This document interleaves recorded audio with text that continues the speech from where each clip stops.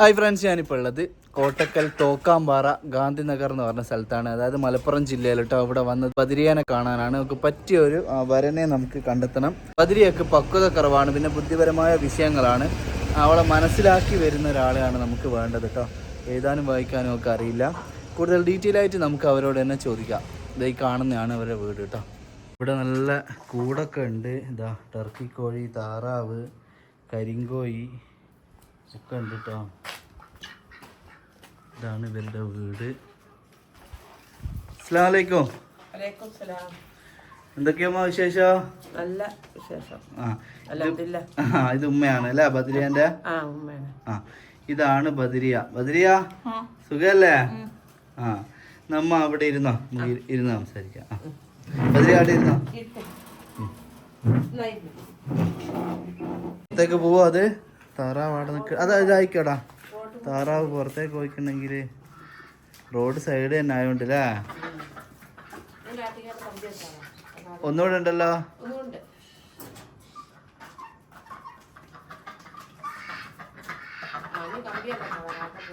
കമ്പി വെച്ചോ, ഫോം എടുത്താളയാ.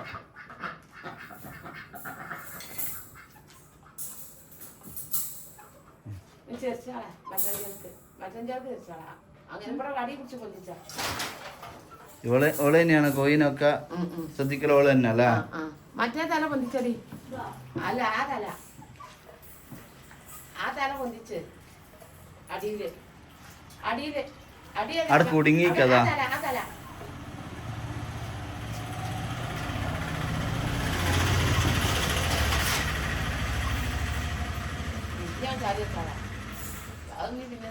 അത് ആര് വെച്ചാ?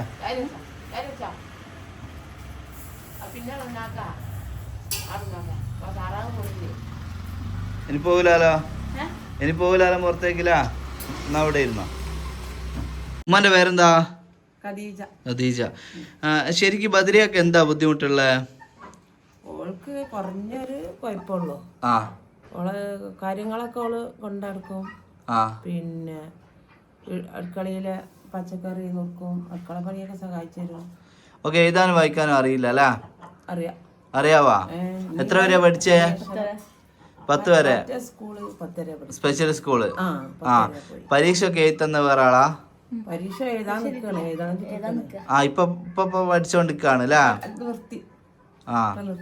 ഓക്കെ, എത്ര വയസ്സായി? 25ആണോ? ശരി. ഇവളാണോ മൂത്ത മോള്? നിങ്ങൾക്ക് എത്ര മക്കളാ? 5. ഒരാള് മരിച്ചു, ഒരാള് പൊൻകാടിയില്. എത്ര ആൺകുട്ടികളാ? 2 ആണുണ്ട് ഇപ്പൊ. 3 ആണേ.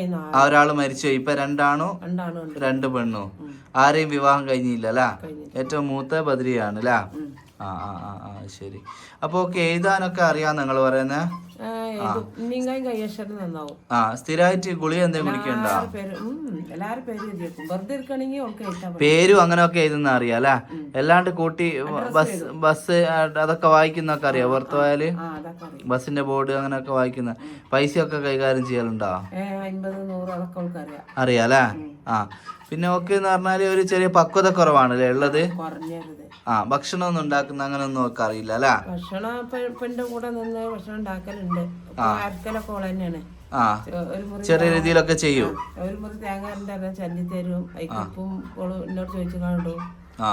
ഒറ്റക്കോള് പുറത്തേക്ക് പോവാറുണ്ടോ? അങ്ങനെ പോക്കില്ല അല്ലേ? വീട്ടിലത്തെ കാര്യങ്ങളൊക്കെ അവള് പറഞ്ഞാ അതുപോലെ ചെയ്യൂല. കണ്ടറിഞ്ഞ് ചെയ്യാന് ഉള്ള ഒരു ഇതാണല്ലേ? പറഞ്ഞാ അതുപോലെ ചെയ്യും. അത് ശരി. അപ്പോൾ നമ്മൾ ഓരോ കാര്യങ്ങളും ചോദിക്കുന്ന വെച്ചാൽ അവളെ ബുദ്ധിമുട്ട് എന്താണെന്നുള്ളത് ഈ വീഡിയോ കാണുന്ന ഒരാൾക്ക് മനസ്സിലാവാൻ വേണ്ടിയിട്ടാണ് ഉമ്മ. എന്താണെന്ന് കറക്റ്റ് മനസ്സിലായാലാണല്ലോ അവളെ സ്വീകരിക്കാൻ വരുന്ന ഒരാൾ ബദരിയാനെ പറ്റി എല്ലാം അറിഞ്ഞിരിക്കണം അല്ലേ? ഓളെ പിന്നെ കുറവുകളും ഓളെല്ലാം അറിഞ്ഞിരിക്കണം. അതുകൊണ്ടാണ്. അപ്പോൾ തീർച്ചയായിട്ടും ഓളെ ബുദ്ധിമുട്ട് ആ രീതിയിലൊക്കെയാണ്. പിന്നെ നിങ്ങൾക്ക് കൂടുതൽ മനസ്സിലാവാന്ന് വെച്ചാൽ നിങ്ങൾക്ക് ഡയറക്റ്റ് ഇവിടെ വന്ന് അന്വേഷിക്കുകയും കാര്യങ്ങളൊക്കെ ചെയ്യാം. പിന്നെ കല്യാണത്തിൻ്റെ മുമ്പ് ഒരു ഡോക്ടറുടെ ഒരു കൗൺസിലിംഗ് ഒക്കെ ചെയ്യുക. കാരണം എന്താണൊക്കെ ബുദ്ധിമുട്ട്, എന്തൊക്കെ രീതിയിൽ നമുക്ക് അവളെ കെയർ ചെയ്യാൻ പറ്റും എന്നൊക്കെ നിങ്ങൾക്ക് അന്നേരം ഇപ്പം അറിയാൻ പറ്റും. നമ്മൾ ഇവരുടെ വിഷയങ്ങൾ എന്ന് പറഞ്ഞാൽ നിങ്ങൾക്ക് എത്രത്തോളം ബോധ്യപ്പെടും എന്നുള്ളത് എനിക്കറിയില്ല. നമ്മൾ ഈ വീഡിയോ പരമായിട്ട് പറയുമ്പോൾ ഇപ്പോൾ 25 വയസ്സിലാ. അപ്പോൾ നമുക്കൊരു എത്ര വയസ്സ് വരെയുള്ള ആലോചനകൾ സ്വീകരിക്കാം? ഒരു 30-ന്റെ ഉള്ളിലല്ലേ? ആ 30-ന്റെ ഉള്ളിൽ. 30-32 ഓക്കെ അല്ലേ? ആയിക്കോട്ടെ. ആ നിങ്ങളെ ഇക്ക എന്താ ചെയ്യുന്നേ? ഇതുവരെ S2 ജോലി ചെയ്യുന്നു. S2 പച്ചക്കറി ചാക്കൊക്കെ അങ്ങനത്തെ ജോലി ചെയ്യുന്നു. ഗവൺമെന്റ് പണിയാണ്. അതിനിപ്പോ വയ്യ, അതിന് സ്റ്റോക്ക് വന്നു. അപ്പൊ പെൻഷൻ കഴിക്കണേ. ഇനിയിപ്പോ പണിയെടുത്തില്ല, കുഴപ്പമില്ല, പെൻഷൻ കഴിക്കണേ. സ്ട്രോക്ക് വന്നിട്ട് കിടപ്പിലാണോ? നീച്ചടക്കൊക്കെ ചോദിച്ചു. പള്ളിയൊക്കെ പോകും, തോക്കാമ്പാറ പൂപ്പങ്ങൾ പോന്നില്ല, തോക്കാമ്പാറ അവിടെ പോയി നിസ്കരിക്കും. കാര്യത്തിന് ഒക്കെ കുഴപ്പമില്ല. മീനൊക്കെ മിഞ്ഞാന്ന് പൊന്നാനി പോയി മീൻ കൊടുന്നു. അങ്ങനെ വണ്ടിമേലൊക്കെ പോകും. പേരായിക്കണേ. അപ്പൊ 2 മക്കൾ ഇപ്പൊ പണിക്ക് പോകുന്നുണ്ട് അല്ലേ? ആൺകുട്ടികളെ ഒരാള് പഠിക്കാണ്, ഒരു മോനും ഒരു മോളും പഠിക്കാണ്. ശരി. അപ്പൊ നമുക്ക് ദൂരം പ്രശ്നമുണ്ടോ ഉമ്മ? എത്ര ദൂരം? ഏതൊക്കെ നമുക്ക് മലപ്പുറം ജില്ല മാത്രം മതിയോ ആലോചനകള്?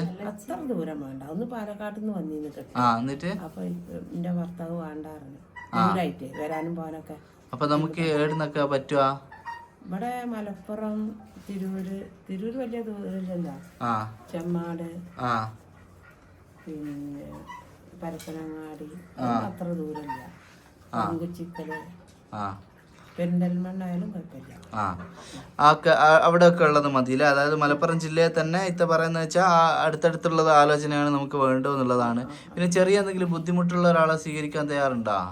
ചെറിയ ബുദ്ധിമുട്ട് എന്താ ബുദ്ധിമുട്ട്? അപ്പോൾ ഓളെ പോലെ തന്നെ ചെറിയൊരു പൊക്കക്കുറവോ അല്ലെങ്കിൽ അങ്ങനെ എന്തെങ്കിലും ചെറിയൊരു ബുദ്ധിമുട്ട്, ജോലി ചെയ്ത് ഓളെ നോക്കാൻ പറ്റിയ ഒരാളാണെങ്കിൽ നമുക്ക് പ്രശ്നമില്ലല്ലോ. ജോലിക്ക് പോയിട്ട് ഓളെ നോക്കണം, ചെറിയ ബുദ്ധിമുട്ടുകളൊന്നും നമുക്ക് വിഷയമല്ല അല്ലേ? തീർച്ചയായിട്ടും നിങ്ങൾ കോണ്ടാക്ട് ചെയ്യുക. ഓള് എന്ന് പറഞ്ഞാൽ ഒക്കെ പിന്നെ കണ്ടറിഞ്ഞെല്ലാം ചെയ്യാൻ പറ്റാത്തൊരു വിഷയമേ ഉള്ളൂ അല്ലേ? ബാക്കിയെല്ലാം പറഞ്ഞാലല്ലോ ഓള് ചെയ്യും. പിന്നെ തൈറോയിഡിന്റെ ഗുളിക അങ്ങനെ എന്തെങ്കിലും കുടിക്കണ്ടോ? അതൊക്കെ ഞാൻ പോയി പരിശോധിച്ചു. ഞാൻ ഇവിടെ ഡിസ്പെൻസറി കൊണ്ടുപോയിട്ട് അവിടുന്ന് മലപ്പുറത്ത് കഴിച്ചു തന്നെ ആസ്പത്രിക്ക്. അവിടുന്ന് പിന്നെ മഞ്ചേരിക്ക് അവിടെ ഫുള്ളും പരിശോധിച്ചിട്ടുണ്ട്. അവിടെ മഞ്ചേരി പോയി നോക്കിക്കോളി. അങ്ങനെ കൊണ്ടുപോയി. പ്രഷർ, ഷുഗർ, ഒരു അസുഖമില്ല, ഒന്നുമില്ല. ശരി. ഓളെ തടി ആദ്യം ഇങ്ങനെ തന്നെ ആയിരുന്നോ? ചെറുപ്പത്താൻ തടിയാണ് 3.4 പെട്ടെന്ന് തന്നെ. ആ തടിയോളം മരുന്ന് പോയിട്ടില്ല. അതാണ് പ്രശ്നം. ശരി. അല്ല അതൊരു പ്രശ്നമൊന്നുമല്ല. തടി ഓരോരുത്തരുടെ ശരീര പ്രകൃതമാണല്ലോ. പിന്നെ നമ്മൾ ഗുളിക കുടിച്ചിട്ടും അങ്ങനെയൊക്കെ ഉള്ള ഇതാവാൻ പ്രശ്നമുള്ളൂ. അതെ അതെ അതെ തീർച്ചയായിട്ടും. അപ്പൊ അത് നമ്മൾ അങ്ങനെ എടുത്ത് ചോദിച്ചതന്നെ അതുകൊണ്ടാണ്. ഇപ്പൊ കാണുമ്പോൾ അത് ഗുളിക കുടിച്ചിട്ടും അങ്ങനെ വൈയായിക കൊണ്ടുള്ളതാണോ എന്നൊന്നും നിങ്ങൾ വിചാരിക്കേണ്ട. അതുപോലെ ശരീര പ്രകൃതമാണ് എന്നാണ് ഉമ്മ പറഞ്ഞത്. തീർച്ചയായിട്ടും നിങ്ങൾ കൂടുതൽ ഡീറ്റെയിൽസ് വേണ്ടവർ ഇവിടെ വന്ന് നിങ്ങൾക്ക് ഡയറക്റ്റ് അന്വേഷിക്കാവുന്നതാണ്. ഉമ്മ വേറെന്തെങ്കിലും നിങ്ങൾക്ക് പറയാനുണ്ടോ? ഓളെ മനസ്സിലാക്കുന്ന നല്ലൊരാൾ വരട്ടെ അല്ലേ? അതെ. അപ്പൊ ദൂരത്തിന്റെ കാര്യം അധികം ദൂരം നമുക്ക് തീരെ വേണ്ട തന്നെയാണ് ഇവർ പറയുന്നത്. മലപ്പുറം ജില്ലയിൽ തന്നെ ഇവരുടെ കോട്ടക്കലിനോട് അടുത്തുള്ള സ്ഥലങ്ങളിൽ അല്ലെ, ഒരു 50 കിലോമീറ്ററിന്റെ ഉള്ളിലല്ലേ മാക്സിമം ഒരു 10-50 കിലോമീറ്ററിന്റെ ഉള്ളിലുള്ള ആലോചനകളാണ് വേണ്ടത്. തീർച്ചയായിട്ടും ഓളെ മനസ്സിലാക്കുന്ന ചെറിയ ബുദ്ധിമുട്ടുള്ള ആളാണെങ്കിലൊന്നും നമുക്ക് പ്രശ്നമില്ല. ഒരു 30-32 വയസ്സിന്റെ ഉള്ളിലുള്ള ആലോചനകളായിട്ട് നിങ്ങൾ മുമ്പോട്ട് വരിക. അപ്പൊ ഇൻഷാ അല്ലാ അമ്മ വേറൊന്നും ഇല്ലല്ലോ. എന്നാ ഞാൻ ഇറങ്ങട്ടെ. ബദ്രിയ പോട്ടടാ. ബദ്രിയൊക്കെ എന്താ പറയാനുണ്ടാ? എങ്ങനെയുള്ള പിയാപ്പിളിനെ വേണ്ടേ? ജോലി ചെയ്ത് നോക്കാൻ പറ്റുന്ന ആളല്ലേ? ബദ്രിയ ഫ്രണ്ട്സ് ഒക്കെ ഉണ്ടോ? രാവിലെ നടക്കാൻ പോലുണ്ട് എന്ന് പറഞ്ഞ് പോലുണ്ടോ? എയിലൂടെ നടക്കല്? അവിടെ അടുത്ത്. എത്ര സമയം നടക്കോ? വൈകുന്നേരം നടക്കുക? രാവിലെ നടക്കയില്ല? 1 മണിക്കൂർ നടക്കുക? ശരി, എന്നായിക്കോട്ടെ അമ്മ. ശരി, അസ്സലാമു അലൈക്കും. അപ്പോൾ ഫ്രണ്ട്സ്, ബദ്രിൻ്റെ ഉമ്മയും പറഞ്ഞ കാര്യങ്ങൾ നിങ്ങൾ കേട്ടുള്ളൂ. അത് മനസ്സിലാക്കിയിട്ട് നല്ലൊരു ആലോചന എത്രയും പെട്ടെന്ന് മുമ്പോട്ട് വരണം. ഓക്കെ എന്ന് പറഞ്ഞാൽ ചെറിയ ബുദ്ധിപരമായ വിഷയങ്ങളാണ്. അപ്പോൾ അത് മനസ്സിലാക്കാൻ പറ്റുന്ന ഒരാളായിരിക്കണം കേട്ടോ വരുന്നത്. അപ്പോൾ നമുക്ക് ചെറിയ ബുദ്ധിമുട്ടുകൾ വിഷയമല്ല. ഇവർക്ക് ദൂരത്തുനിന്ന് ആലോചനകൾ വരാത്ത വിഷയമല്ല. ഇവർക്ക് പട്ടാമ്പിയിൽ നിന്നും പിന്നെ പാലക്കാട് നിന്നൊക്കെ ആലോചന വന്നിട്ട് ഇവർ അതിന് നിൽക്കായിട്ടാണ് ദൂരമായതുകൊണ്ട്. അപ്പോൾ അവർക്ക് അത്രയും അടുത്തുനിന്നാണ് വേണ്ടത്. അപ്പോൾ തീർച്ചയായിട്ടും അങ്ങനെ അടുത്തുള്ളവർ മാത്രം കോൺടാക്ട് ചെയ്യുക. അനാവശ്യമായിട്ട് ആരും വിളിക്കരുത്. നിങ്ങളിങ്ങനെ അനാവശ്യമായിട്ട് വിളിച്ച് ഇടങ്ങാറാക്കുമ്പോൾ നല്ല കോളുകളാണ് നമുക്ക് മിസ്സാവുക. അതുകൊണ്ടാണ് പിന്നെ ബുദ്ധിമുട്ടുള്ളവരൊന്നും വിഷയമല്ല. ജോലി ചെയ്തോളം നോക്കണം എന്നുള്ള ഒരൊറ്റ കാര്യമാണ് നമുക്ക് എല്ലാവരോടും പറയാനുള്ളത് കേട്ടോ. അപ്പോൾ ഇവരുടെ വീട് ചുറ്റുപാട് കാര്യങ്ങളൊക്കെ നിങ്ങൾ കണ്ടല്ലോ. ബാക്കി കൂടുതലായിട്ട് ബദ്രിയനെ പറ്റി നിങ്ങൾക്ക് മെഡിക്കൽ പരമായിട്ട് അറിയണമെങ്കിൽ കല്യാണത്തിൻ്റെ മുമ്പ് അല്ലെങ്കിൽ പെണ്ണ് കണ്ടതിന് ശേഷം എങ്ങനെ ആയാലും ഒരു ബാക്കി കാര്യങ്ങളൊക്കെ ഓക്കെ ആണെങ്കിൽ ഒരു ഡോക്ടറെ അടുത്ത് പോയിട്ട് കൗൺസിലിംഗ് ഒക്കെ ചെയ്ത് അതിന് ശേഷം ഓളെപ്പറ്റി മനസ്സിലാക്കിയിട്ട് മാത്രം കല്യാണമായിട്ട് മുമ്പോട്ട് പോവുക. കാരണം കല്യാണം എന്ന് പറഞ്ഞാൽ കുറഞ്ഞ കാലത്തേക്കുള്ളതല്ല, ഒരുപാട് വർഷം ഹാപ്പിയായിട്ട് ജീവിക്കേണ്ടതാണെന്ന് എല്ലാവരും മനസ്സിലാക്കണം കേട്ടോ. നമ്മൾ വീഡിയോ കണ്ടതിൻ്റെ ഒരു എക്സൈറ്റ്മെൻറ്റിൽ പെട്ടെന്ന് കല്യാണം കഴിച്ചിട്ട് പിന്നെ അത് ഒഴിഞ്ഞു പോകുന്ന അവസ്ഥ ഉണ്ടാവരുത്. പരിപൂർണ്ണമായിട്ട് സമ്മതം ഉണ്ടെങ്കിൽ ഓക്കെ ആണെങ്കിൽ മാത്രമേ മുമ്പോട്ട് വരാവൂ. ഇതൊക്കെ ഇങ്ങനെ തത്ത പറയാൻ പോലെ നമുക്ക് പറയാനേ പറ്റൂ. ചെയ്യേണ്ടത് നിങ്ങളാണ്. നിങ്ങൾ മനസ്സിലാക്കി ചെയ്യുമെന്ന് വിചാരിക്കുന്നു. ഒരു മക്കളും ഡിവോഴ്സായി പോകുന്നത് നമുക്ക് സഹിക്കാൻ പറ്റാത്ത കാര്യമാണ്. അപ്പോൾ ആലോചിച്ച് അന്വേഷിച്ചിട്ട് മാത്രം മുമ്പോട്ട് പോവുക ചെയ്യുക. അതേപോലെ നിങ്ങളും ആലോചനകൾ വരുമ്പോൾ നല്ലപോലെ അന്വേഷിക്കണം കേട്ടോ. കല്യാണ ശേഷമുള്ള ഒരു കാര്യത്തിന് എനിക്ക് യാതൊരു ഉത്തരവാദിത്വം ഉണ്ടാവില്ല. നിങ്ങൾ തന്നെ അന്വേഷിച്ച് ചെയ്യണം കേട്ടോ. ഓക്കെ, അപ്പോൾ ആയിക്കോട്ടെ ഫ്രണ്ട്സ്, നമുക്ക് അടുത്ത വീഡിയോയിൽ ഇതേപോലെയുള്ള മറ്റൊരാളുടെ വിവാഹ വിശേഷങ്ങളായിട്ട് വീണ്ടും കാണാം. ബൈ.